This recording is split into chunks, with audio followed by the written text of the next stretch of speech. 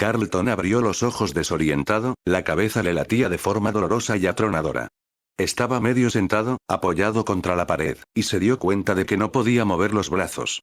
Sentía pequeñas punzadas de dolor y un cosquilleo entumecido por todo el cuerpo. Intentó moverse para aliviar la sensación, pero estaba sujeto de algún modo, y los escasos movimientos que podía realizar solo conseguían que le dolieran más zonas del cuerpo. Miró a su alrededor tratando de ubicarse. Parecía un almacén. Veía cajas apiladas a lo largo de las paredes y latas vacías de pintura y otros productos de limpieza por el suelo, pero había más.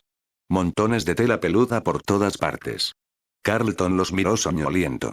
Se sentía aturdido, como si pudiera volver a dormirse fácilmente si cerraba los ojos, no sacudió con fuerza la cabeza intentando despejarse. Oh, no, gruñó al sentir que le palpitaba la cabeza y que se le revolvía el estómago. Apretó los dientes y cerró los ojos con la esperanza de que el latido y las náuseas remitieran. Al final lo consiguió, ya que se redujeron hasta ser manejables, y volvió a abrir los ojos para empezar de nuevo. Esta vez tenía la mente un poco más clara y bajó la mirada para ver qué lo retenía. Oh, no estaba embutido dentro del pesado torso con forma de barril de un disfraz de muñeco, la parte superior descabezada de alguna clase de animal. Tenía los brazos atrapados dentro y sujetos a los lados en una posición forzada mediante algún tipo de estructura. Los brazos del disfraz colgaban inertes y vacíos a los costados, y sus propias piernas asomaban incongruentes por debajo, pequeñas y delgadas en comparación. Sentía otras cosas dentro del torso del muñeco, piezas de metal que se le clavaban en la espalda. También sentía algunas zonas en carne viva, y no habría sabido decir si lo que le resbalaba por la espalda era sudor o sangre. Algo le apretaba los lados del cuello, y cuando giró la cabeza, aquello se le clavó en la piel. El pelo del disfraz estaba sucio y apelmazado. Su color ajado podía haber sido azul brillante algún día, pero ahora no era más que beige con un toque azulado. Vio una cabeza del mismo color encima de una caja de cartón a pocos metros de distancia, y la miró con un asomo de curiosidad, pero no habría sabido decir qué se suponía que era. Parecía que a alguien le hubieran pedido que hiciera un animal y hubiera hecho exactamente eso, con mucho cuidado de que no se pareciera a ninguna especie en concreto. Recorrió la sala con la mirada y fue dándose cuenta de dónde estaba. Los montones de tela tenían rostro. Eran disfraces vacíos, muñecos del restaurante desinflados y tirados en el suelo, que lo miraban con ojos vacíos, como si quisieran algo. Miró a su alrededor intentando analizar la situación con calma, a pesar de que el corazón le latía agitado en el pecho. La estancia era pequeña, y una única bombilla la iluminaba con luz débil y titilante desde el techo, lo que confería una inquietante sensación de movimiento a toda la habitación. Un pequeño ventilador metálico de mesa, teñido por el óxido, oscilaba suavemente en un rincón, pero el aire que soplaba estaba cargado del sudor acumulado en aquellos disfraces que llevaban una década sin lavarse. Carlton tenía calor, el ambiente estaba demasiado cargado. Intentó levantarse, pero sin los brazos no podía apoyarse. Al moverse sintió otra náusea intensa y una punzada de dolor en la cabeza. «Yo no haría eso», farfulló una voz áspera. Carlton miró a su alrededor, pero no vio a nadie. Y entonces la puerta se abrió. Se movía lentamente. Entre tanto terror, Carlton sintió un arrebato de impaciencia. «¿Quién es? Sácame de aquí», dijo con desesperación. La puerta gimió como un animal herido al abrirse casi por sí sola y revelar un marco vacío. Después de una breve pausa, un conejo amarillo asomó la cabeza con las orejas inclinadas formando un ángulo desenfadado. Se quedó quieto un instante, casi posando. A continuación entró botando con elegancia, sin rastro de los movimientos rígidos y mecánicos de los animatrónicos. Después de un pequeño baile de pies, giró e hizo una profunda reverencia. Entonces levantó las manos y se quitó su propia cabeza para revelar al hombre que había dentro del disfraz. «Supongo que no debería sorprenderme», dijo Carlton. Sus nervios dieron pie a una ocurrencia automática. «Nunca te fíes de un conejo». No tenía sentido, no era gracioso, pero las palabras le salían de la boca sin que su cerebro tuviera nada que ver. Todavía estaba mareado, le dolía la cabeza, pero de pronto sentía una claridad visceral. Esto es lo que le sucedió a Michael. Tú eres lo que le sucedió a Michael. Silencio, dijo Gabe. Carlton abrió la boca para contestar, pero la réplica mordaz murió en su garganta al ver la cara del guarda. Cuando lo habían conocido, parecía desmejorado, exhausto e inútil. Pero ahora, delante de Carlton, vestido con su absurdo disfraz de conejo, tenía un aspecto distinto. En principio, su rostro era el mismo, rasgos demacrados y ojos hundidos, piel como gastada por el tiempo y a punto de romperse, pero ahora Carlton distinguía una innegable energía malvada, una vitalidad mezquina. Años atrás, Carlton había pensado que había dos tipos de personas malas. Por un lado, estaban los malos evidentes, como su profesor de lengua de sexto, que gritaba y lanzaba borradores, o el niño de quinto que se peleaba con críos más pequeños después de clase. Ese tipo de persona era fácil de reconocer, ya que sus ofensas eran públicas, brutales e innegables. Pero también estaba esa otra clase de tirano malvado, aquel que se volvía rencoroso cuando arañaba algún resquicio de poder y que cada vez se sentía más maltratado por su familia, que no lo apreciaba, por sus vecinos, que lo desairaban de maneras imperceptibles, y por el mundo, que por alguna razón les arrebataba algo esencial. En ese momento tenía delante a alguien que había pasado gran parte de su vida luchando como una rata acorralada y que se había envuelto en un manto de amargo sadismo para, finalmente, convertirlo en parte de sí mismo. Atacaba a otros y se regodeaba en su sufrimiento, pues sentía que el mundo le debía aquellos placeres crueles. El rostro del guarda, que se deleitaba con el dolor y el miedo de Carlton, era una de las cosas más aterradoras que había visto jamás. Abrió y cerró la boca. Al final recobró la voz con valentía. ¿Qué nombre es ese para un asesino en serie, Dave? Le dijo. Sonó como un graznido tembloroso, en sus palabras ni siquiera resonó un tonillo bravucón. Dave no pareció oírlo. Te he dicho que no te muevas, Carlton, dijo con tranquilidad. Dejó la cabeza de conejo encima de una caja de plástico y comenzó a toquetear los cierres de la nuca. No es una orden, es una amable advertencia. ¿Sabes en qué te he metido? ¿En tu novia? Dijo Carlton. Dave esbozó una ligera sonrisa. Qué gracioso eres, dijo con desprecio. Pero no. No llevas un disfraz, Carlton, no exactamente. Mira, estos trajes se diseñaron con dos objetivos. Para que los llevara gente como yo y para animatrónicos como los que se ven en el escenario, ¿entiendes? Carlton asintió, o comenzó a hacerlo, pero al ver que Dave levantaba una ceja se detuvo.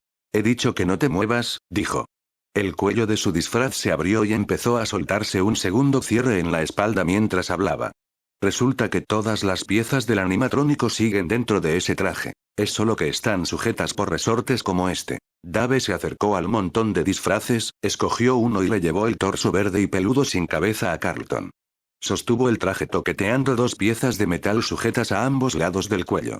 Estos son los resortes, explicó, acercando tanto la pieza al rostro de Carlton que éste casi no podía enfocarla con la mirada.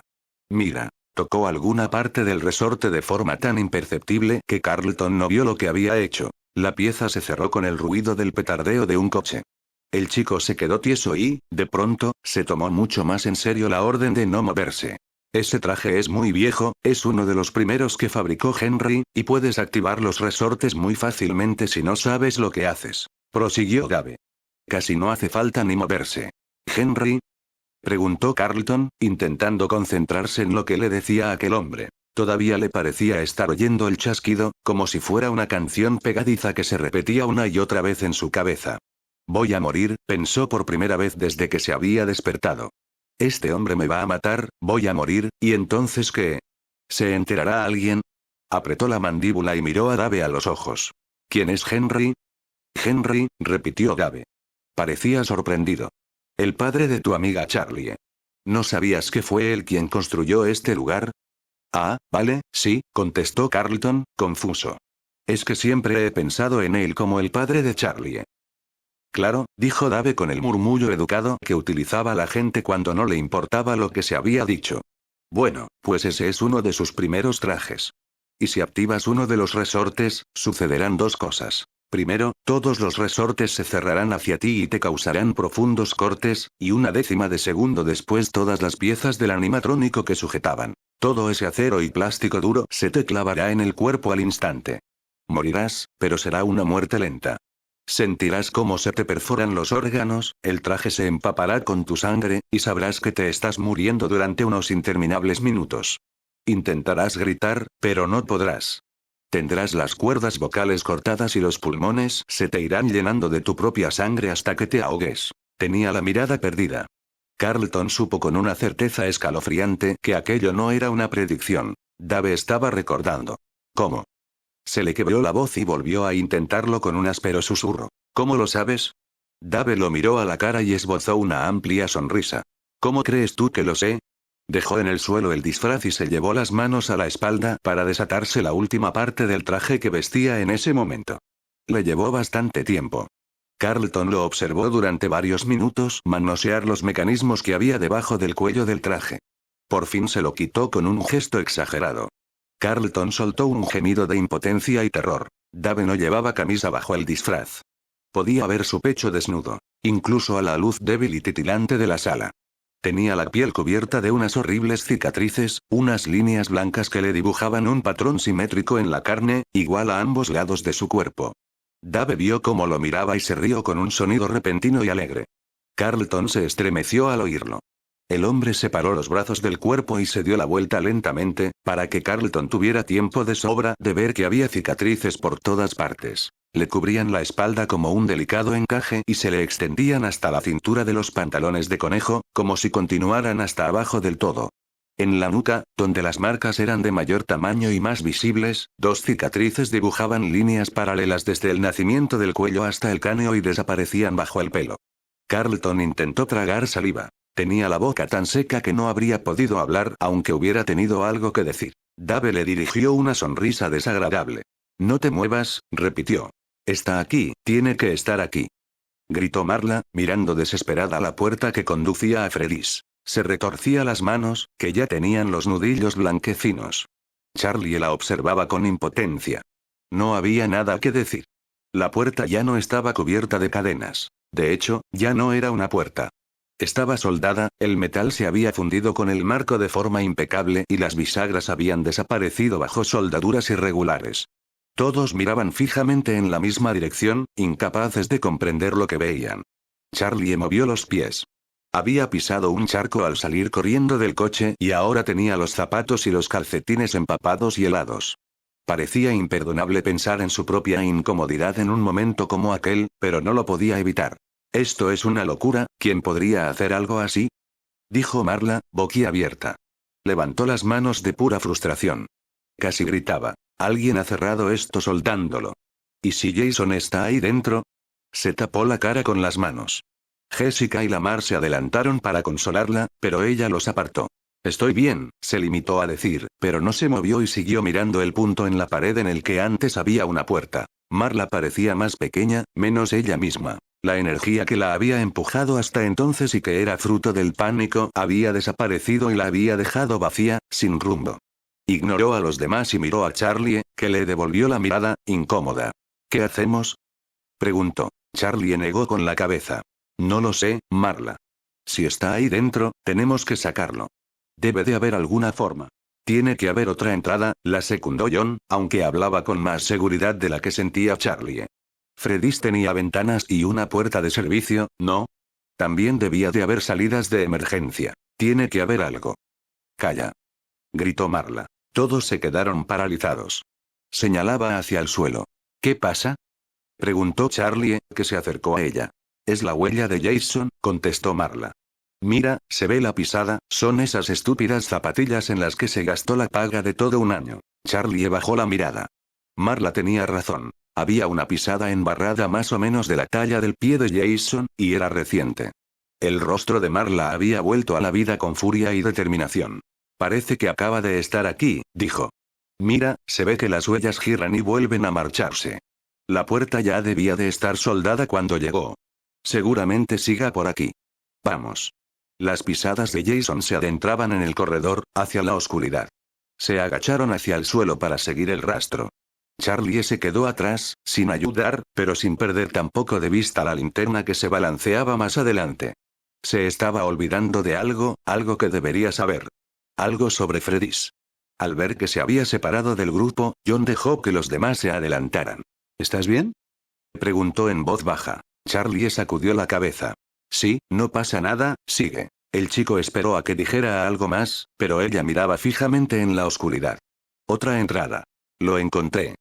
La voz de Jessica atravesó la oscuridad. Charlie volvió en sí misma y corrió para alcanzar a los demás. Lamar tenía otra vez la linterna y apuntaba con ella hacia un respiradero que había cerca del suelo. Estaba viejo y oxidado. Vieron la tapa tirada en el suelo, entre pisadas y restos de barro. Jason, ¿qué estás haciendo? ¿En qué estás pensando? Resopló Marla, que se arrodilló junto al conducto de ventilación. Su tono se debatía entre el pánico y el alivio. Tenemos que ir tras él. Charlie vaciló, pero no dijo nada. Es demasiado pequeño, apuntó John, no creo que ninguno de nosotros entre por ahí. Marla se miró a sí misma y después a los demás uno a uno, como calculando. Jessica, dijo con decisión. Venga. ¿Qué? Ella miró hacia un lado, como si pudiera estar refiriéndose a otra persona. No creo que quepa, Marla. Eres la más delgada. Simplemente, inténtalo, ¿vale? Jessica asintió, fue hacia el respiradero y se arrodilló en el cemento embarrado del corredor. Analizó el agujero durante un instante e intentó meterse, pero los hombros casi no entraban. Enseguida volvió a salir sin aliento. Marla, no quepo, lo siento. Así que cabes. Por favor, Jessica. La chica volvió la mirada hacia los demás. Charlie vio que estaba casi lívida, con una desagradable inexpresividad. Es claustrofóbica, pensó, pero antes de que pudiera decir nada, Jessica estaba otra vez en el conducto de ventilación y se retorcía para intentar entrar. Por favor, repitió Marla. Jessica salió disparada como si algo la hubiera mordido. No puedo, dijo con la respiración acelerada y superficial, como si hubiera corrido un sprint. No entro. Tiene que haber otra forma.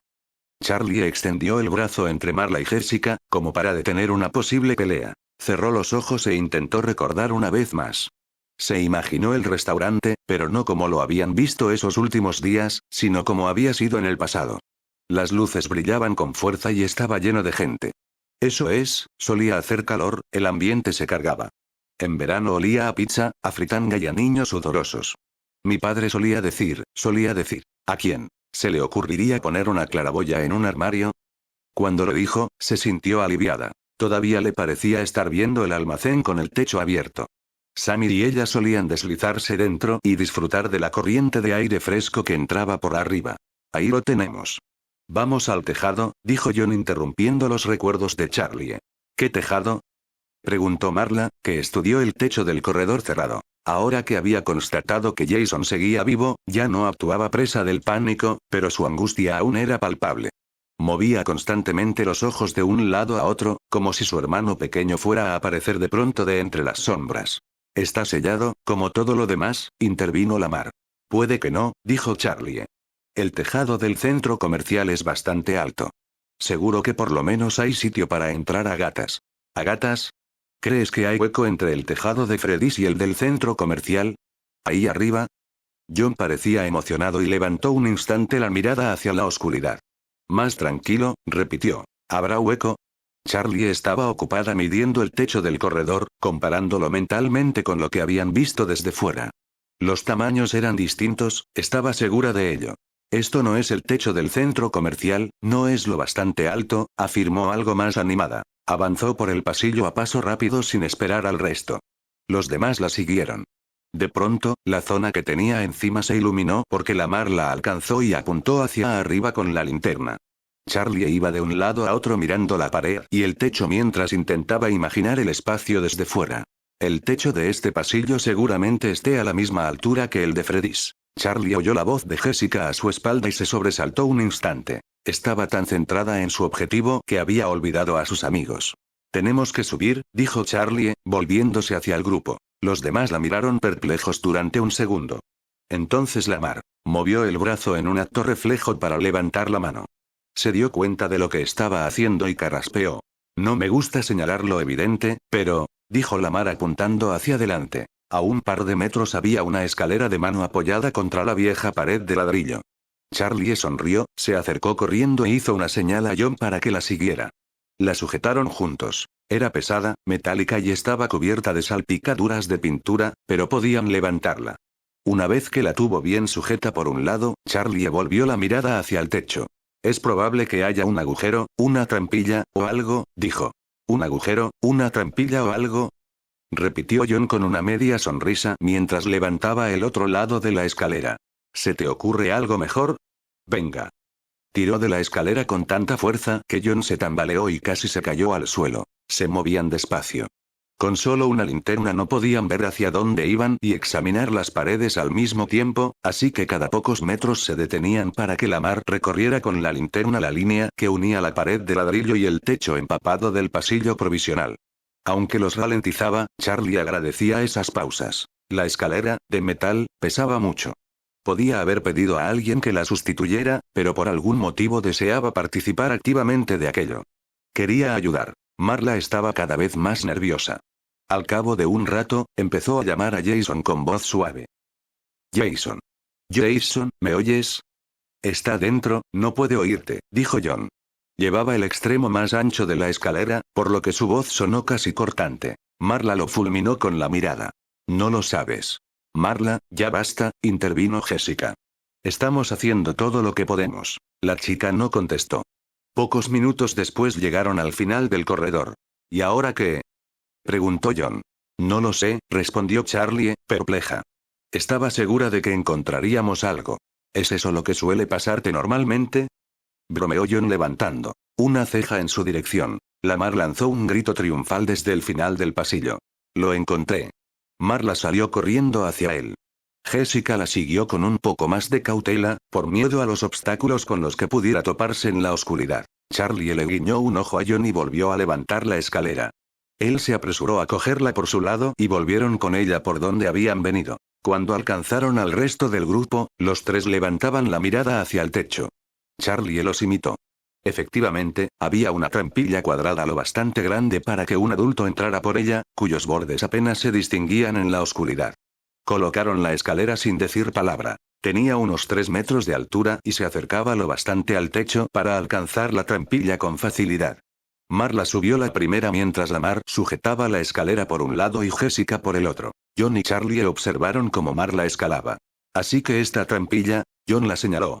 La trampilla de este pasillo queda justo al lado de Freddy's y nos conducirá al tejado, que está debajo de la cubierta del centro comercial. Entre ambos hay un hueco. Y en el tejado de Freddy's hay una claraboya que encontraremos si nos arrastramos por esa cámara. Dibujó un esquema invisible en el aire con el dedo mientras hablaba con un retintín escéptico. Charlie no contestó. Las pisadas de Marla en los peldaños, golpes pesados y metálicos, resonaban vacilantes a su alrededor. Una vez que encontremos la claraboya, prosiguió John sin saber si Charlie lo estaba escuchando siquiera, nos dejaremos caer por ella hacia Freddy's, seguramente sin posibilidad alguna de salir. Marla, que ya estaba arriba del todo, toqueteaba en el techo algo que los demás no veían y hacía ruiditos de frustración. ¿Está cerrada? Le preguntó Charlie. Vale, de acuerdo. Tiene sentido, dijo John, que ya era consciente de que solo hablaba para sí mismo. El pestillo está atascado. Necesito, toma ya. Se oyó un chasquido sordo. Lo conseguí. Levantó las manos por encima de la cabeza y empujó hacia arriba. La puerta se abrió lentamente hasta que cayó hacia el otro lado con un golpe. ¿Y eso que íbamos a ser sigilosos?, dijo John con sequedad. ¿Qué más da?, replicó Charlie. De todas formas tenemos que entrar. Además, ¿de verdad crees que quien quiera que esté ahí dentro no sabía que vendríamos? Arriba, Marla se abría paso a través de la trampilla. Apoyó los brazos a ambos lados del hueco y se aupó apoyándose en la escalera. Esta se balanceó peligrosamente.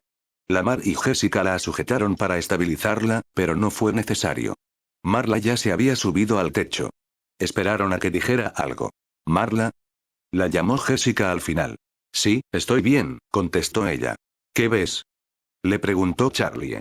Lanzadme la linterna. La chica sacó el brazo por el hueco y lo sacudió impaciente. Lamar se acercó un poco y tiró la linterna hacia arriba con cuidado. Marla la pescó en el aire y el haz de luz desapareció de inmediato. La bombilla se había apagado. La chica se sentó en el hueco entre los dos techos para intentar arreglarla. La zarandeó, sacudió las pilas y pulsó el interruptor varias veces, en vano. Al desenroscar el extremo y soplar en el compartimento de las pilas, sintió que el pánico crecía en su interior. Desde que se había dado cuenta de que Jason había desaparecido, toda su atención se había centrado en él. Pero ahora, sola en la oscuridad, empezó a pensar en el peligro que podía estar corriendo ella misma. Volvió a enroscar la tapa en la linterna y se encendió al instante. La luz le dio en los ojos y la cegó brevemente. La apartó y después dibujó con ella un círculo a su alrededor, que le reveló un espacio amplio que se extendía en todas direcciones. Era el tejado de Freddy Fazbear's Pizza. ¿Qué ves? repitió Charlie. Tenías razón. Hay sitio, pero no demasiado. Está muy oscuro y huele fatal. Su voz sonaba temblorosa incluso para ella misma. De pronto, necesitó desesperadamente que alguien la acompañara. Daos prisa, no me dejéis aquí sola. Ya vamos, le gritó Jessica. Yo subiré la siguiente, se adelantó Charlie. La escalera estaba oxidada. A medida que escalaba se oían los chirridos del metal. Sin embargo, transmitía sensación de solidez, así que enseguida llegó a la trampilla e hizo lo mismo que Marla. Se colocó en el último peldaño, de manera que ya tenía la cabeza y los hombros dentro. Apoyó los brazos a ambos lados y se empujó con los pies contra la escalera, casi con un salto, para aterrizar en el tejado de Freddy's. No había espacio para ponerse de pie, apenas bastaba para sentarse. Entre el tejado del restaurante y el del centro comercial había menos de 1 metro. Algo traqueteaba sobre sus cabezas, como si les cayeran piedras encima. Charlie tardó un instante en darse cuenta de que era la lluvia golpeando la chapa aislante. El agua le goteaba en la cabeza. Al levantar la mirada vio un punto en que las juntas metálicas en zigzag no estaban unidas, sino simplemente alineadas una junto a otra. Se secó las manos en los vaqueros. Las tablillas del tejado estaban mojadas. Tenía las palmas cubiertas de gravilla, polvo y algo viscoso y desagradable. Miró a Marla, que estaba a poca distancia de ella. Ven aquí, déjale sitio, dijo Marla, indicándole que se acercara. Charlie se movió a gatas rápidamente. Jessica asomó la cabeza por la trampilla y subió con cuidado al hueco donde estaban. Una vez allí arriba, la chica miró a su alrededor como si calibrara el lugar. Charlie recordó preocupada el miedo que había visto en ella en el conducto de ventilación, pero Jessica respiró profundamente. Puedo con esto, dijo, aunque no parecía que creyera sus propias palabras. Un instante después, Lamar se unió a ellas. Enseguida pidió la linterna y apuntó con ella hacia la trampilla. Poco después, John subió a gatas y algo cayó con estrépito abajo y rebotó. Todos se sobresaltaron con el ruido, excepto John. Lo siento, eso ha sido la escalera, explicó. Charlie, ¿hacia dónde? Preguntó Marla. A ver. Cerró los ojos y volvió mentalmente sobre sus pasos como había hecho cuando buscaban la forma de entrar. Recto, creo. Mientras lleguemos al extremo opuesto, la encontraremos. Echó a gatear en la dirección que creía correcta sin esperar respuesta. Una luz apareció delante de ella un segundo después. Gracias, le dijo suavemente a Lamar, que intentaba anticiparse a los movimientos de Charlie con la linterna. No tengo nada mejor que hacer, susurró. El espacio era ancho. Debería haber dado sensación de amplitud, pero había vigas y tuberías distribuidas aleatoriamente que cruzaban el espacio o recorrían la cubierta sobre la que se desplazaban, de manera que tenían la impresión de estar atravesando un denso bosque, esquivando enredaderas y pasando por encima de árboles caídos. El techo de Freddy's tenía una ligera pendiente ascendente que tendrían que bajar cuando llegaran a la mitad. Las tejas que pisaban con manos y pies estaban tan profundamente empapadas que parecían no haber estado secas de verdad desde hacía años y desprendían olor a moho. Charlie se secaba las manos en el pantalón cada cierto tiempo, a pesar de saber que solo permanecerían limpias un segundo. De vez en cuando, le parecía oír algo que se escabullía a cierta distancia del grupo, pero ignoró los ruidos.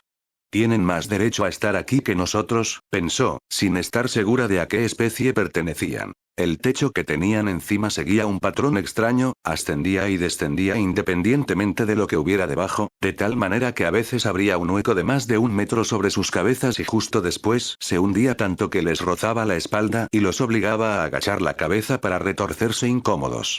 Jessica iba justo detrás de Charlie, que oía de vez en cuando los ruidos suaves y asustados de su amiga. Sin embargo, cada vez que miraba hacia atrás, Jessica se limitaba a asentir con gesto impasible. Continuaron hasta llegar a la pared que señalaba el borde del tejado. Vale, sentenció Charlie dándose la vuelta a medias. Debería estar por aquí. Separémonos para buscarla. No, espera, ¿qué es eso? Dijo Marla, señalando algo. Charlie no veía lo que había descubierto su amiga, pero siguió la dirección en la que apuntaba. La claraboya era una hoja plana de vidrio incrustada en el techo como una ventana pequeña, sin manillas, bisagras o pestillos a la vista. Se asomaron para intentar ver la sala de debajo, pero el cristal estaba demasiado sucio para distinguir nada. John se adelantó y trató de limpiarla con la manga, que acabó negra sin haber conseguido nada. Al menos la mitad de la mugre estaba al otro lado, y la claraboya seguía obstruida. No es más que un armario, no pasa nada, dijo Charlie. Ya, pero ¿habrá alguien dentro de ese armario? Preguntó la Mar. ¿Qué más da? No tenemos elección, respondió Marla. Todos miraron a Charlie, que estudiaba la claraboya con gesto pensativo. Se abre hacia adentro, dijo, y señaló. Se empuja de este lado y oscila. Hay un pestillo dentro, justo aquí. Puede que sí. Empujó y la ventana cedió casi al instante. Charlie tuvo la repentina sensación de que se caía, a pesar de que todo su peso estaba bien apoyado en el tejado. Es bastante estrecho, dijo John. La claraboya no se abría por completo. El cristal oscilaba un poco hacia adentro y el espacio apenas permitía que una persona se deslizara por él. No lo he construido yo, replicó Charlie, algo molesta. Es lo que hay. Así que si vas a entrar, adelante. Sin esperar respuesta, metió las piernas en el hueco, resbaló hacia adentro y se quedó colgando un momento. Cerró los ojos y esperó que el suelo no estuviera tan lejos como recordaba. Se soltó y cayó. Aterrizó en el suelo y sintió el golpe en las piernas, pero se le pasó enseguida. «Doblad las piernas», gritó mientras se apartaba. Marla se dejó caer. Charlie se acercó a la puerta en busca de un interruptor. Sus dedos dieron con uno y lo accionó. Las viejas lámparas fluorescentes chasquearon y zumbaron. Poco a poco, un brillo tenue y frágil inundó el espacio. «Bien», susurró en un arrebato de entusiasmo. Se dio la vuelta y algo le rozó la cara. Vio fugazmente unos grandes ojos de plástico y unos dientes rotos y amarillentos. Gritó, saltó hacia atrás y, para recuperar el equilibrio, se agarró a una estantería, que se balanceó. La cabeza que había tocado, una estructura de alambre sin revestir cuya única decoración eran los ojos y los dientes, se tambaleó en el estante que había junto a ella y después cayó al suelo. Con el corazón acelerado, Charlie se pasó las manos por el cuerpo como si estuviera cubierta de telas de araña. Las piernas le temblaban mientras se movía inquieta de un lado a otro. La cabeza rodó por el suelo y se detuvo a sus pies mirándola con su sonrisa alegre y siniestra. Se apartó de golpe de esa expresión espantosa. Algo la agarró por detrás. Trató de soltarse, pero se había quedado enganchada a un par de brazos metálicos. Aquellas extremidades inertes se aferraban a su camiseta y pellizcaban la tela. Al intentar zafarse se le enredó también el pelo. Se enmarañaba cada vez más, hasta que tuvo la sensación de que acabaría consumida. Gritó otra vez y los brazos la envolvieron aún más. Parecía que crecían a medida que luchaba contra ellos. Peleó con todas sus fuerzas, movida por una rabia visceral y por el miedo a que esa cosa le hiciera daño. «Charlie, para», gritó Marla. «Charlie». La chica la agarró del brazo para intentar detener sus movimientos histéricos, y usó la otra mano para soltarle el pelo de la estructura metálica. «Charlie, no es real, no son más que piezas de robot», dijo. Sin embargo, Charlie seguía asustada, se apartó de su amiga y se golpeó la cabeza contra una caja de cartón. Chilló aterrorizada cuando la caja se volcó. Le llovieron ojos del tamaño de un puño, que cayeron con gran estrépito y rodaron por todo el suelo. Tropezó y pisó una de las esferas de plástico, que le hizo perder pie. Intentó agarrarse a una estantería, pero no lo consiguió y cayó de espaldas con un golpe que la dejó sin aliento. Miró hacia arriba, aturdida y resoplando. Había ojos por todas partes, no solo en el suelo, sino también en las paredes. La acechaban desde la oscuridad. Ojos hundidos y sombríos que la observaban desde las estanterías.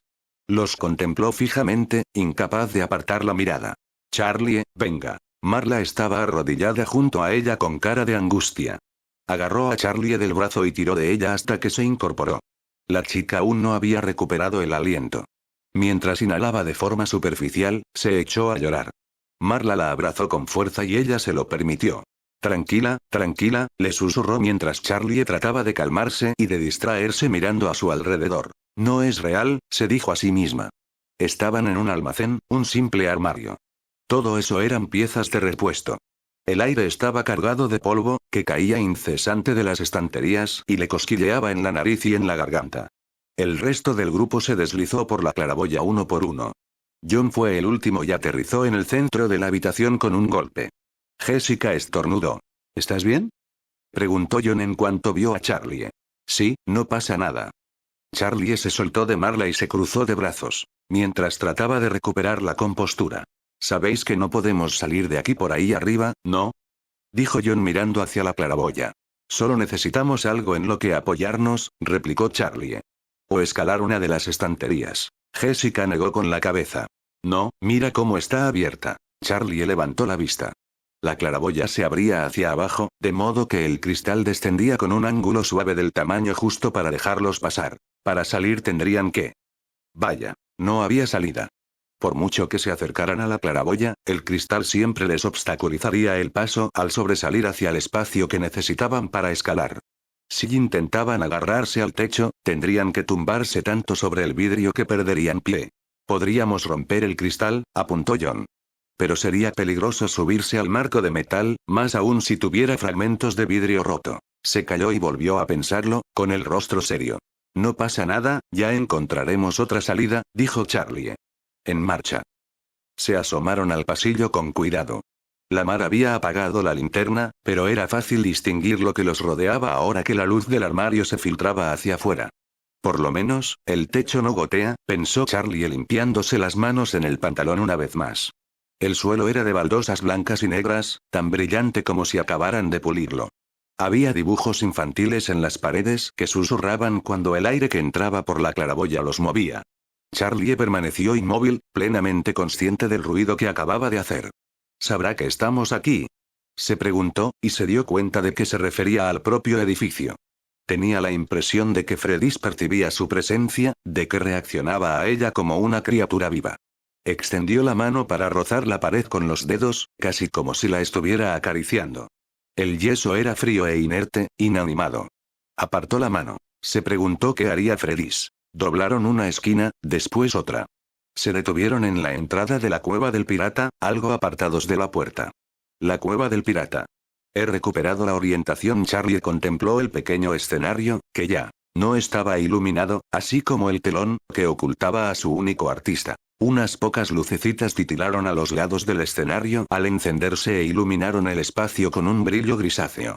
Charlie miró a su alrededor y vio que Lamar estaba junto a la puerta con la mano en un interruptor. No tenemos elección, dijo en su defensa señalando la linterna, que estaba fallando. Charlie asintió resignada. Lamar apagó la linterna moribunda. Quiero echar un vistazo a esta sala de control, dijo Marla apuntando con el dedo a la puertecita que tenían al lado. Lamar, ven conmigo. El resto probad en la otra. Si cada uno nos ocupamos de un conjunto de cámaras, podemos ver el restaurante entero y sabremos si Jason está aquí. No creo que debamos separarnos, dijo Charlie.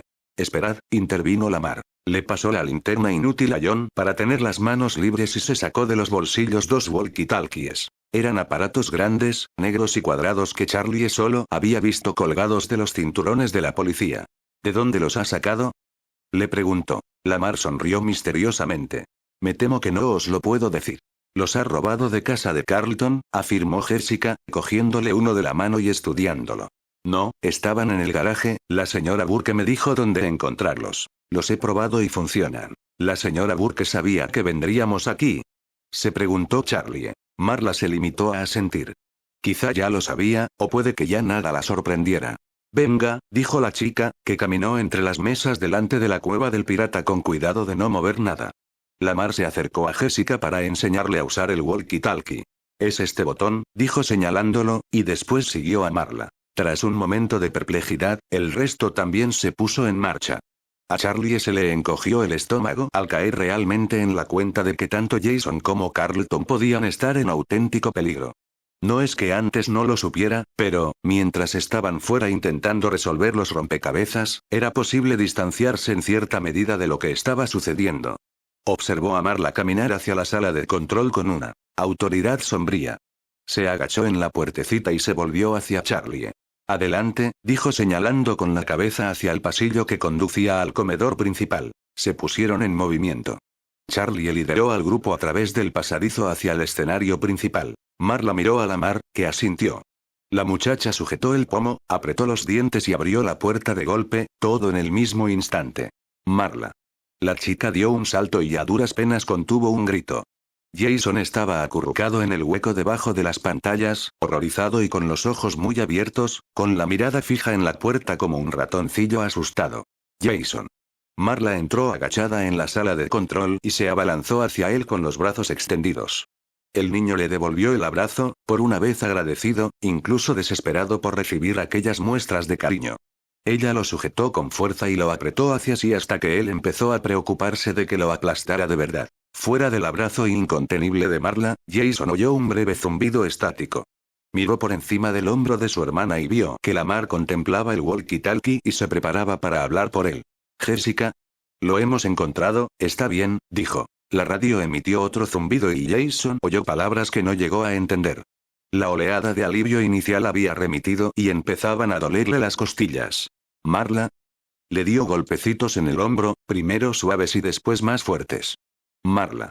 La chica lo soltó, pero lo agarró de los hombros un instante y lo miró a los ojos como para asegurarse de que de verdad era él, de que no lo habían cambiado por otro ni le habían hecho daño.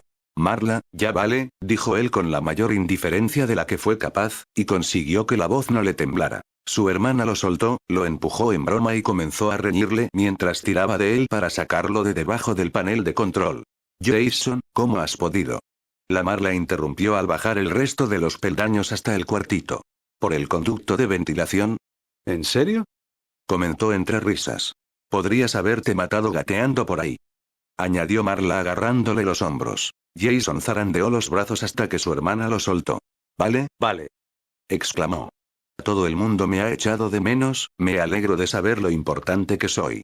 «Así que lo eres», dijo Marla, enfadada. Jason puso los ojos en blanco con teatralidad. La pequeña estancia se iluminó cuando Lamar accionó el interruptor. Las pantallas cobraron vida.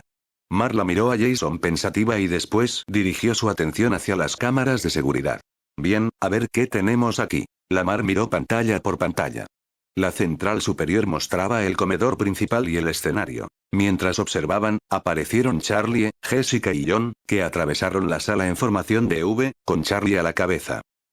«Mira», dijo de pronto Marla señalando la pantalla inferior derecha. El guarda nocturno estaba allí. Aunque no le distinguían la cara, el uniforme holgado y los hombros caídos confirmaban que era él.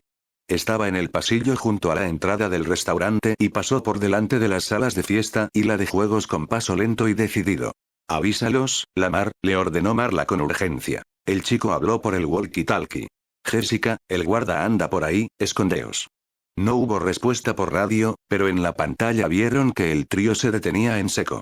Entonces se dirigieron al mismo tiempo a la sala de control que había debajo del escenario, se apretujaron dentro y cerraron la puerta justo cuando el guarda apareció en el umbral. Voces. Gente en movimiento. Carlton no se permitió suspirar de alivio. Un rescate no le serviría de nada si sus entrañas estaban perforadas por cientos de diminutas piezas de robot. Así que siguió a lo suyo, avanzando centímetro a centímetro por el suelo para entrar en el plano de la cámara de seguridad que colgaba cerca del techo, justo encima de la puerta. Cada movimiento era tan sutil que no parecía nada, pero llevaba más de una hora así y ya casi había llegado. Mantenía una respiración regular y usaba las manos atrapadas para levantar un poquito el cuerpo, moverlo hacia un lado y dejarlo caer algo más a la derecha. Tenía calambres en los dedos y seguía doliéndole la cabeza, pero continuaba. Aunque seguía asustado y era dolorosamente consciente de lo fácil que sería desencadenar su propia muerte, en algún momento el miedo se había amortiguado, o quizás se había acostumbrado a él. El pánico no podía durar para siempre, la adrenalina se agotaba con el tiempo. En ese momento, la necesidad de realizar movimientos lentos y precisos tenía prioridad sobre cualquier otra cosa. Era todo en lo que podía concentrarse. Se desplazó una última vez y se detuvo. Cerró los ojos un instante. Lo había conseguido. No puedo parar ahora. Los demás estaban allí. Tenían que ser ellos. Y si lo estaban buscando, comprobarían las cámaras. Miró fijamente el objetivo, para que lo vieran. No podía saludar o saltar. Intentó balancearse un poco hacia adelante y hacia atrás, pero, por muy rígido que se mantuviera, sentía la presión de los resortes a punto de saltar. Se mordió el labio de pura frustración. «Estoy aquí», susurró al vacío, pero de pronto tuvo la inexplicable sensación de que alguien lo había oído, de que había alguien más en la habitación. Se le volvió a acelerar el corazón y la adrenalina que había remitido resurgió. Miró a su alrededor despacio y con cuidado hasta que algo le llamó la atención. No era más que uno de los disfraces, tirado y vacío entre las sombras, medio escondido en un rincón del cuarto. Estaba inmóvil, pero su rostro apuntaba directamente hacia él. Al mirarlo, Carlton se dio cuenta de que en las profundidades de las cuencas de los ojos del disfraz había dos diminutos destellos de luz. Sintió pequeños espasmos en algunos músculos, un escalofrío contenido, aunque no lo bastante intenso para matarlo. No apartó los ojos. Mientras sostenía la mirada de la criatura, sintió que comenzaba a calmarse. El latido de su corazón se ralentizó y su respiración se volvió más regular. Era como si de pronto estuviera a salvo, a pesar de que sabía que el traje que llevaba estaba a un simple gesto, a un sobresalto, de matarlo. Siguió mirando esos dos puntos de luz. Mientras lo hacía, oyó una voz. Se quedó sin aliento un instante. Mientras hablaba aquella voz que habría reconocido en cualquier lugar, aquella voz que habría dado cualquier cosa por volver a oír, Carlton comenzó a llorar y puso todo su empeño en impedir que le temblara el cuerpo. Desde la oscuridad, los ojos se le clavaban en el rostro mientras la voz seguía revelándole secretos en medio de aquel silencio atronador, contándole cosas que se temía, cosas que alguien debía oír.